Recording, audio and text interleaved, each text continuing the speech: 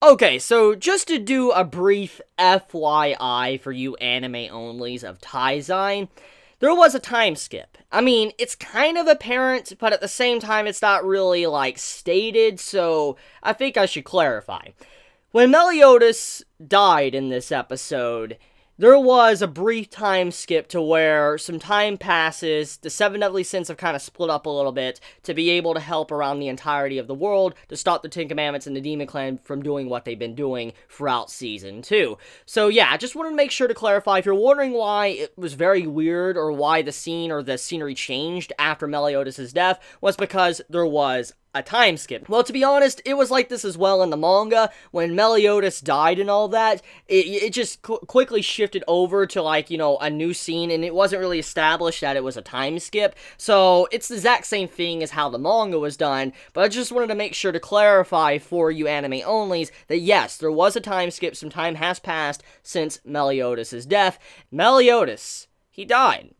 So, yeah, how do you feel about that, anime-onlys? I want to be honest with you. It's pretty shocking. I remember when I read this in the manga, I was extremely shocked, because I was like, did RMC of a shonen just die? It was very shocking, and I was surprised when I first saw it, but there is a couple of things I do want to establish, and it's not a spoiler by any means. It's been there in the series, and I just want to make sure I remind you anime-onlys of it. Number one, the theory of reincarnation and souls and spirits and stuff, it's been there since pretty much the beginning. The whole stuff with how, King still hated Bond and attacked him in a spirit-type world, to, also seeing how Elaine came back this season, to the whole reincarnation stuff with Elizabeth. I mean, it's always been there. The presence of reincarnation coming back to life. There is a likely possibility that Meliodas isn't permanently dead. But I will say this, though. This scene has a lot of impact on the story, okay? I'm not saying that just to say that, but it does have a lot of impact, what happened to Meliodas. So, that's all I'm going to say. I'm not going to go any further. I don't want to spoil anime-onlys, but it is very significant. It isn't something that's going to just be brushed off like you would see in Fairy Tail. It is important. It's very apparent from that scene that Bon is very, very weak. Extremely weak. He could not stop any of the Ten Commandments from harming Meliodas.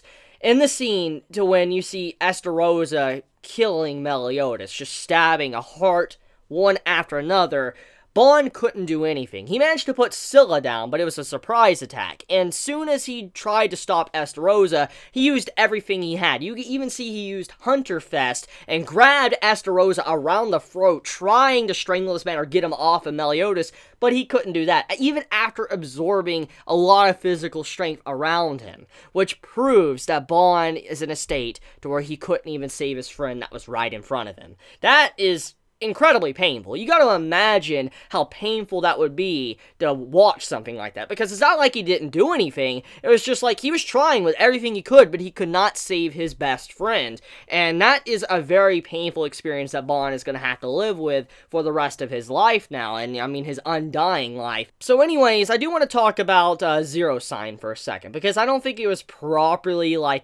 clarified in this episode. So Bon used a new technique, which is called Zero Sign, and he basically masked his entire presence. That's why none of the Ten Commandments were able to sense him, was because he literally was like a thief in that moment. It's like a thief you would see in Skyrim or Oblivion and all that, where they crouch down and you can't see them even if you're right in front of them and all that, like they can't see you. That's pretty much what Bon was doing. He was acting like a thief, he had Zero Sign, he was walking through them like they couldn't see him, and then eventually he just, snapped Scylla's neck like it was nothing. That's what was going on in that scene. So yeah, that is another attachment to Bond's abilities, which is Zero Sign. So there you go, there's your clarification. But yeah, so Meliodas, there's a little bit of details here and there throughout the scene of his death that kind of hints at some things for the future. Number one, it is established that Meliodas was, at one point or time, the leader of the Ten Commandments, and he betrayed all of them. He killed 2 commandments, he betrayed all of them, and he moved on. And eventually, the Fairy King and, the Giant King, they had to fill the spots of the 2 commandments that Meliodas killed, which just shows how powerful Meliodas was, but also how sudden his betrayal was on top of that. But he betrayed the Demon Clan, and in a way, he initiated the entire war from what was being stated by Estarossa by his betrayal. And that is a little bit of information we got from that scene. But also, more attached to that, Estarossa states that he loves Meliodas, and he was actually going to kill Scylla if she would have laid a hand on Meliodas. That is a very strange part about it, because you would think that someone that betrayed the entire Demon Clan, you think you would hate him to the point to where you wouldn't care who killed him. And he legit stated, like, very, very subtly to Bond, like, if Scylla would have done anything, laid her hands on Meliodas at all, I would have ended her, so I'm glad he did that. I'm thankful to you, human. So he was actually praising Bond for doing what he did, because he was actually going to do that to Scylla, which just shows what type of person Estarossa is, and how he actually cares about Meliodas, even though he was the one that delivered the death blow to him.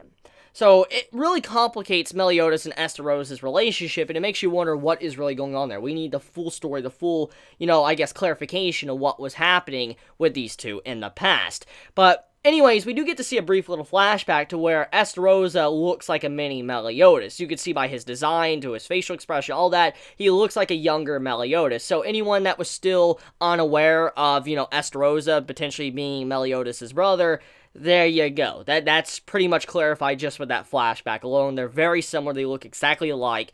And yeah, demons have 7 hearts, okay?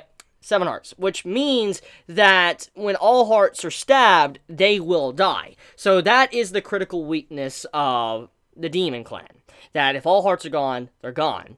And you get to see where Bond rips out a bunch of hearts from Scylla in this episode. Now, I do want to state that if you pay very close attention to the scene to where Bond rips out the hearts, pay attention and count the amount of hearts and how many he stabbed and all that. When you think about it, you realize that there's most likely a possibility that Scylla is not dead. It's not a spoiler, it's just common sense if you look at the scene and compare it to some of the other things that was established with Grey Road. Remember, Grey Road's commandment is, if you shall kill in his presence, then you will be afflicted by his commandment. So, thou shalt not kill. And that means that Bond didn't technically kill, Scylla, because if he did, Grey Road's commandment would have afflicted him in that moment. So, yeah, just doing some clarification of that if you were kind of confused. Which, that is the strange part about this episode. There was something that happened within this episode that deviated from the manga, unless I'm forgetting. But Elaine disappears. Bond states that Elaine disappeared, which makes no sense, unless I'm forgetting. If I am forgetting, you can clarify for me in the comments below, manga readers. Please do so. But if I am correct, Elaine wasn't supposed to disappear. She isn't supposed to be gone. Like, she's supposed to still be there, but in a very sickly state. Like, she's very sick.